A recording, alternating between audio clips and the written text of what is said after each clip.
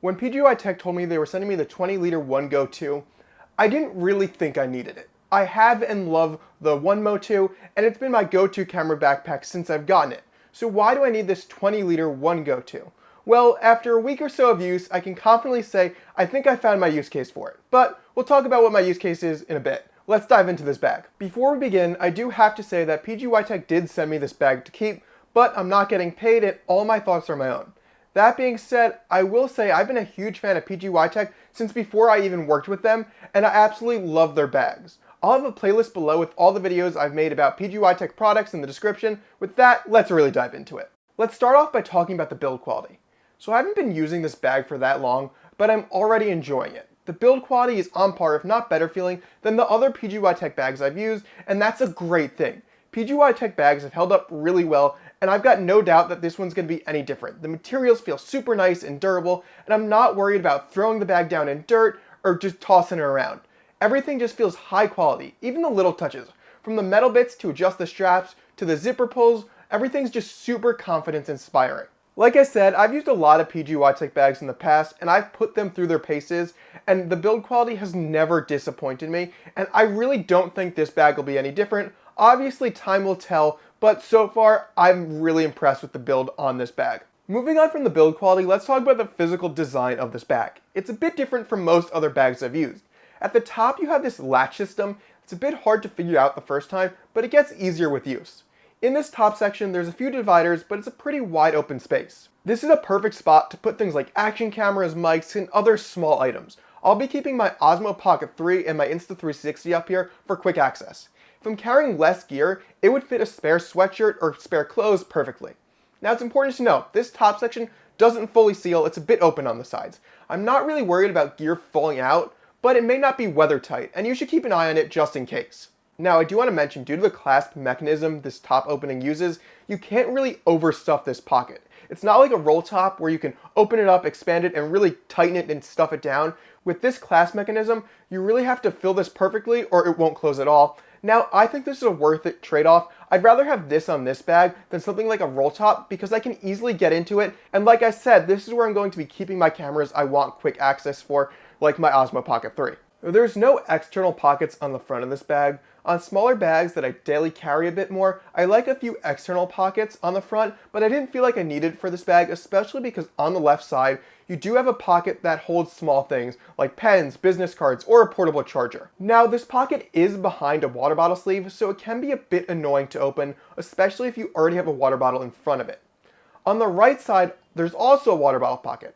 I love when camera bags have two water bottle pockets. It lets me carry water on one side and a tripod on the other. Unfortunately, at least in the 20-liter OneGo 2, I'm not sure about the other sizes, there's no hook or strap to keep a tripod secure if it's in the water bottle pocket.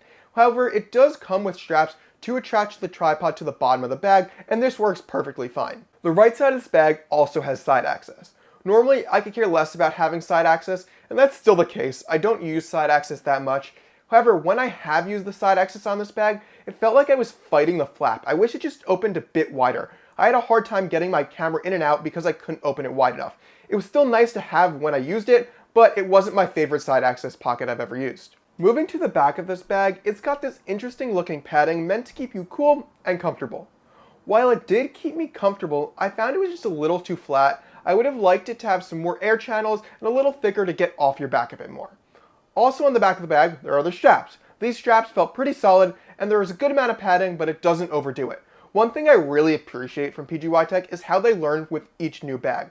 One of my biggest issues with the OneMo 2, which I have a full review on linked below, was the chest strap. It was very hard to clip on and use with one hand. This bag fixes that. It has hard plastic rails on each strap and a really easy to remove clip that lets you clip and adjust this chest strap with one hand. This is a huge improvement and I'm really happy to see it. A must-have for me on any camera bag is a back panel that opens, and the OneGo 2 does this. The panel opens, revealing the whole bag. Up top, you can see the top access compartment. It's got this large Velcro divider, keeping it separated, but if you wanted to, you could remove it and make it one large wide compartment. I probably won't be doing this, but it's really nice to have the ability to, if I ever want to in the future. Below that is the second section of this bag. This is a pretty traditional looking camera bag over here with a bunch of dividers so you can organize it any way you want. In this section, I'd place my camera bodies, an extra lens or two, ND filters, and any other miscellaneous items. This is really where the majority of your gear will be kept on this bag. So with a basic overview of this bag done, let's load it up for a shoot or a photo walk so you can get an idea of how much this bag can really hold. Alright, here's the bottom portion of the bag, how I'd set it up for a photo walk. First off, we have the Tamron 35 to 150. This is one of my favorite lenses. It is massive, so it takes up almost the whole length of the bag. Over here would be where the A7 IV is connected to the 35 to 150, but I'm using it to film this video. Right here, I have a filter case that holds a lot of my K&F filters, ND filters, mist filters, all great, love K&F filters. Right here, I have my Fuji X100V. Absolutely love this camera. It's nice and small, so if I wanted a lighter, more discreet setup, I would go for that instead of the Sony setup. Over here is the DJI Osmo Pocket 3. This is what I'd use to vlog and film all my photo walk and any B-roll with. And that has the mic in there as well as the extended battery grip and just everything you need for that. And then right here is the Insta360 X4. Just in case I want to get some 360 footage or a POV angle, I'll use that. Alright, let's look at the top section of the bag. For this setup, I will be keeping this divider. I like having my sections separated, especially when it's mainly camera gear down here and less camera gear up here. But I'm going to open it up just to show you what it looks like for this video. I've got a sweatshirt here, I've got some snacks, and then this small rig clamp. Not super organized, this is more of a catch-all. If I was going out for a longer time, if I was going to be out for a whole day, I might bring a change of clothes or fill this up and compact it a bit more, but I didn't really need to for this, quick photo walk. And then this seals up pretty easily, just like that. And now my sections are separated.